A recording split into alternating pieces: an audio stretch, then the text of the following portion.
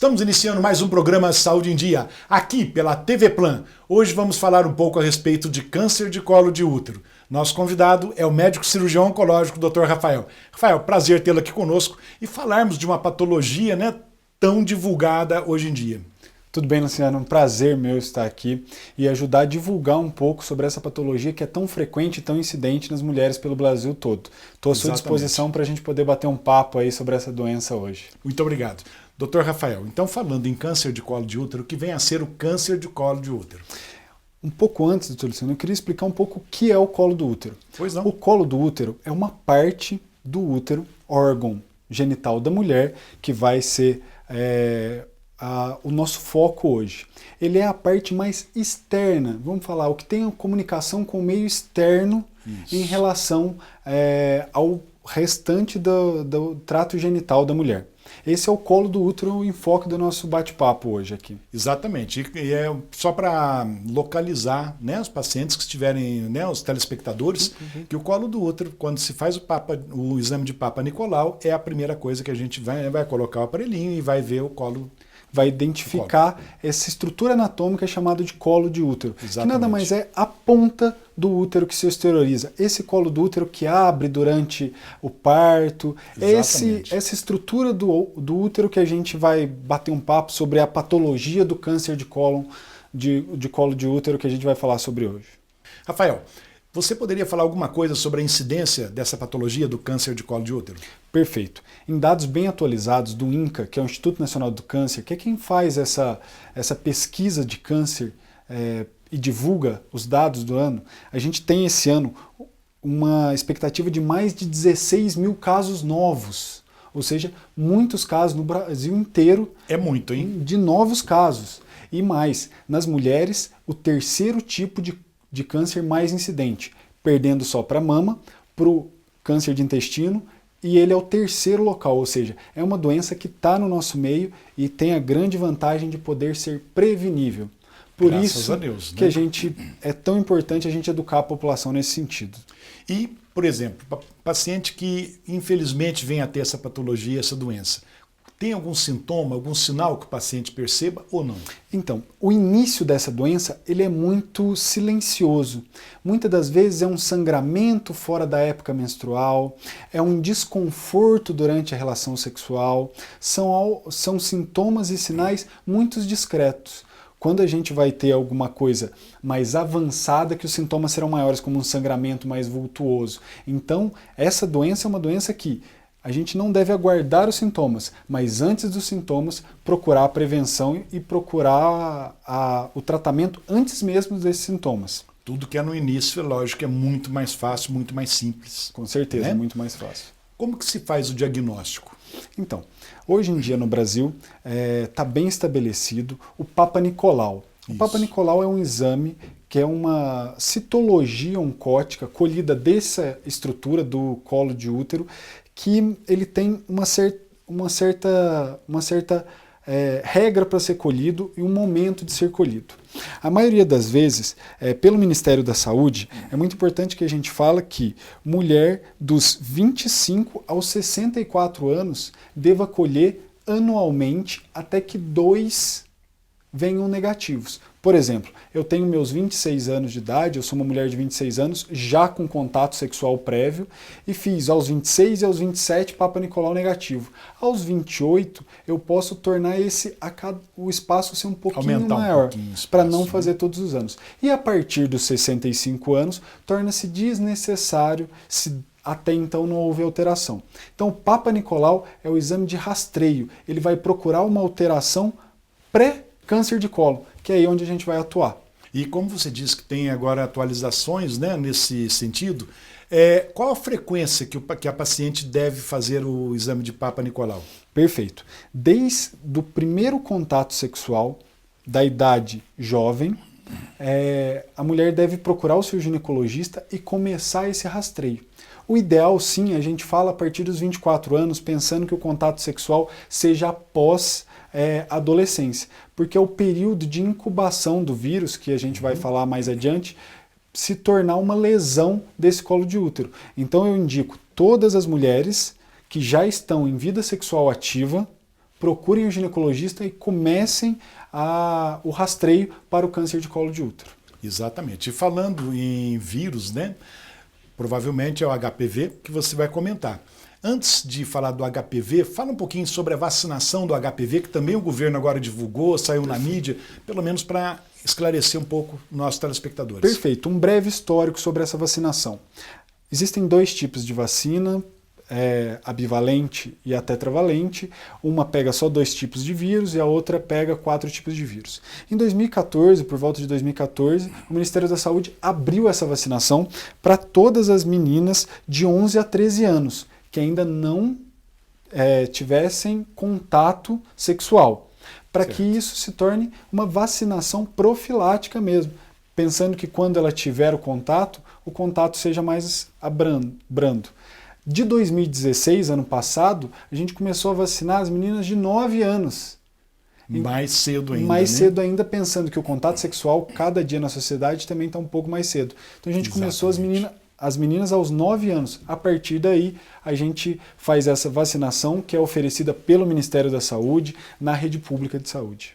Doutor, nós vamos fazer um breve intervalo e já voltamos com o programa Saúde em Dia.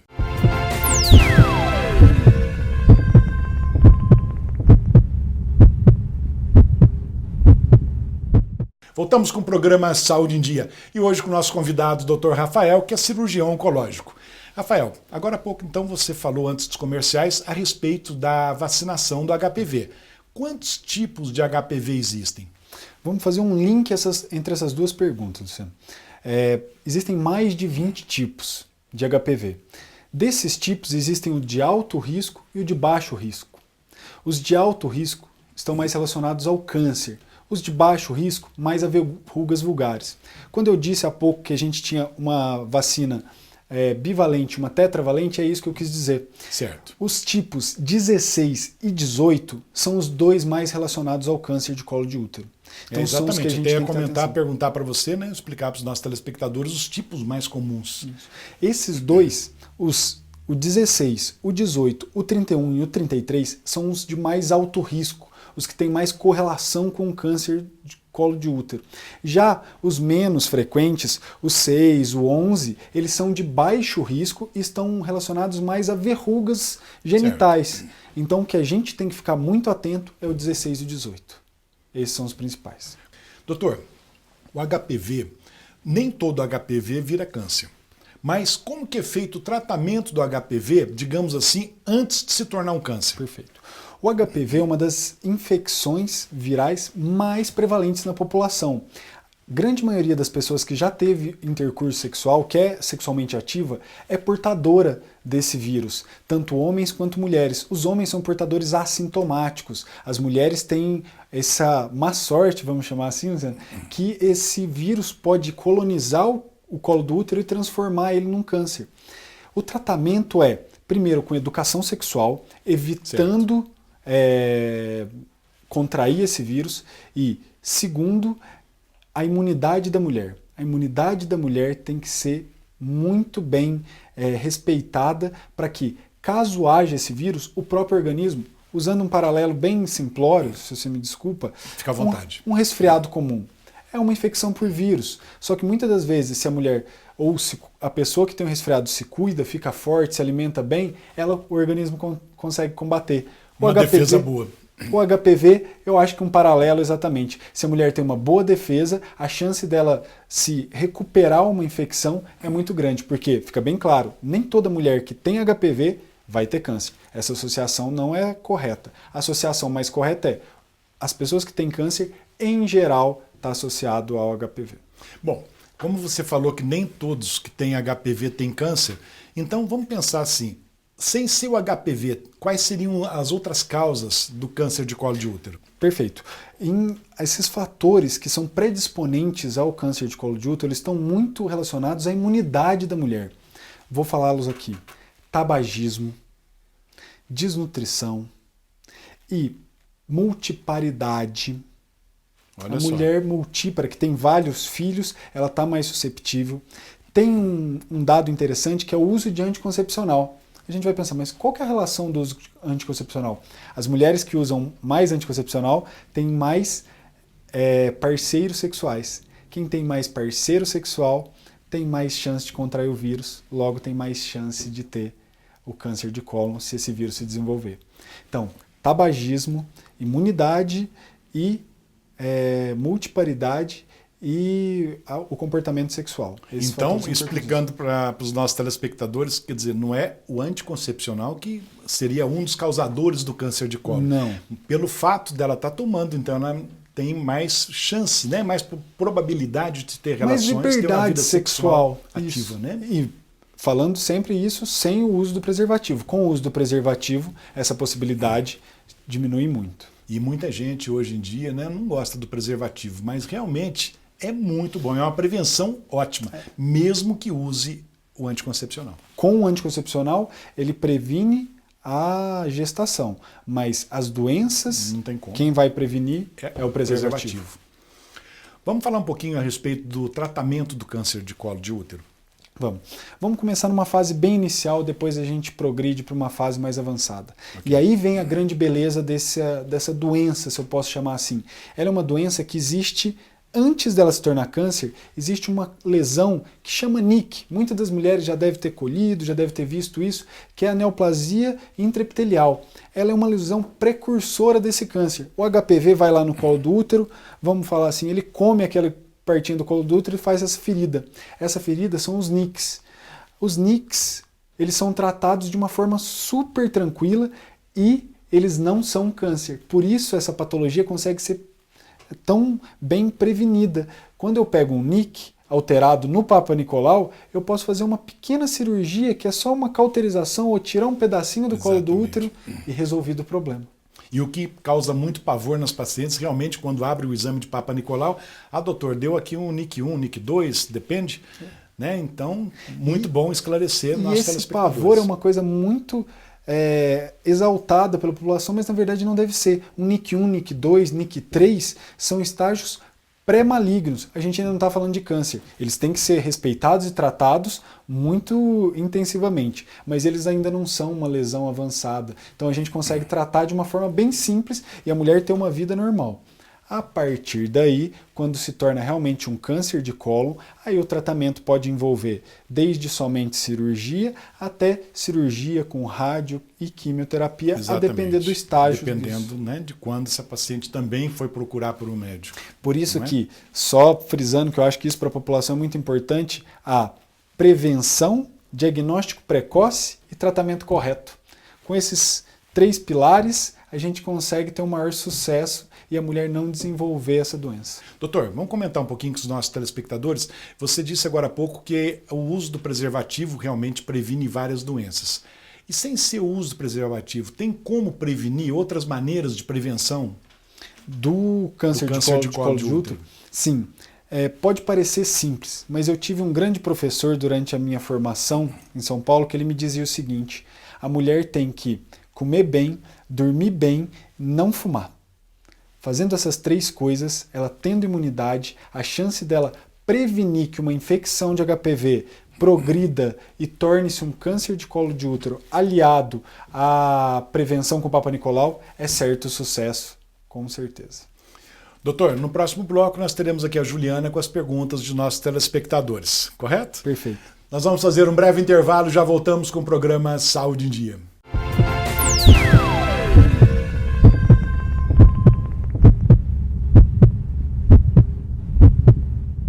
Voltamos com o programa Saúde em Dia e hoje comentando um pouco a respeito de câncer de colo de útero. Nosso convidado é o médico cirurgião oncológico Dr. Rafael.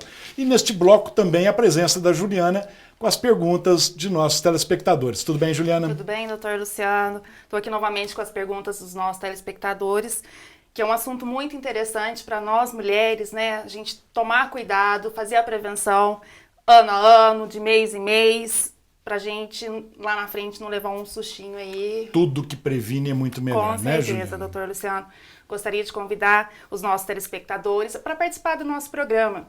enviando alguma pergunta, ou até mesmo um tema para ser abordado no programa através do e-mail drluciano@programasaudeendia.com.br, que curta a nossa página no Facebook e no Instagram, Programa Saúde em Dia. E você que queira mandar também através do WhatsApp do Dr. Luciano, fique à vontade, ele vai estar vendo o WhatsApp, respondendo, né, Dr. Com prazer, Luciano? né, Juliana? Isso mesmo, no telefone 35 991 42 24 21.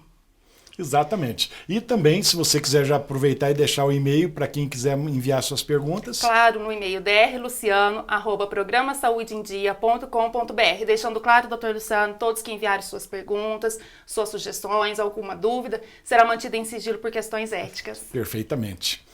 Doutor Rafael, vamos falar um pouquinho a respeito de cura. Nós falamos, né, a respeito do tratamento. Hoje, em termos de cura do câncer de colo de útero, na sua opinião, como você vê isso? Eu vejo algo extremamente acessível. Ótimo. Extremamente. A cura do câncer de colo de útero, ela é possível e principalmente nesses casos que a gente consegue detectar mais precoce. Quando a gente detecta um câncer de colo de útero precocemente, a chance de cura é certa. Daí a importância da prevenção.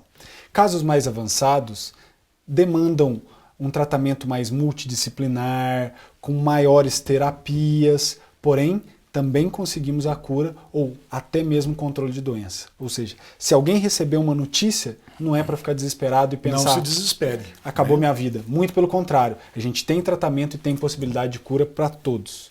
Graças a Deus, né?